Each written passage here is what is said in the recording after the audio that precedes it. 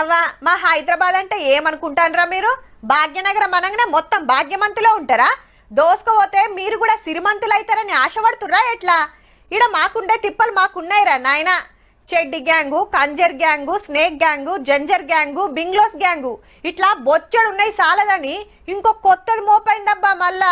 హైదరాబాద్ మీద శివాన్ గ్యాంగ్ నజరేసింది. జర పైలముండుండ్రి. మొన్న ఖజానా బంగారం షాప్ ఖాళీ చేయబోయింది గా గ్యాంగే. మరి పోలీసులు 7గురిని గుర్తుపడితే ఇద్దరిని మహారాష్ట్రలో పట్టేసి పట్టుకొచ్చిండ్రు. కడమోళ్ళ కోసం దేవులాడుతుండ్రు. శివాన్ గ్యాంగ్ ఈ ఇండ్లు ఏరే షాపులు దోసుకోబోదు, బంగారం దుకాణాలకు మాత్రమే సూటి పెడతది. అదిగిన చిన్న చిన్నవి కాకుండా పెద్ద పెద్దయే. పెద్ద జ్యువెలరీ షాప్ ని చూస్తారు, అక్కడ డకాయితీ చేస్తారు, ఎంత వస్తుందో అది తీసుకొని వెళ్ళిపోతారు. ఈ గ్యాంగ్ అడ్డా బీహార్, కానీ అటు బెంగాల్ కెళ్ళి ఇటు రాజస్థాన్ దాకా నడిమిట్లున్న రాష్ట్రాలల్లో పంతనం చూపిస్తుంది. హైదరాబాద్ లో అయితే మంచిగా పర్తలు పడతాయని జగద్గిరి గుట్టల దిగి 2 బైకులు కిరాయికి తీసుకున్నట.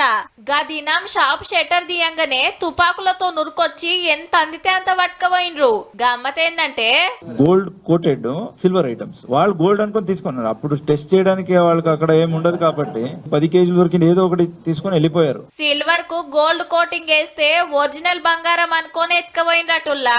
చూస్తుండ్రు కదా, దేశంలో ఉన్న దొంగన్నల సూపంతా మన సిటీ మీదనే ఉన్నది. దుకాణాలకు సెక్యూరిటీ మంచిగా పెట్టుకోండి జరా. కానీ ఎండికి బంగారానికి తేడా తెలియనోళ్ళు మీరేం బంగారం దొంగలు రా నాయనా.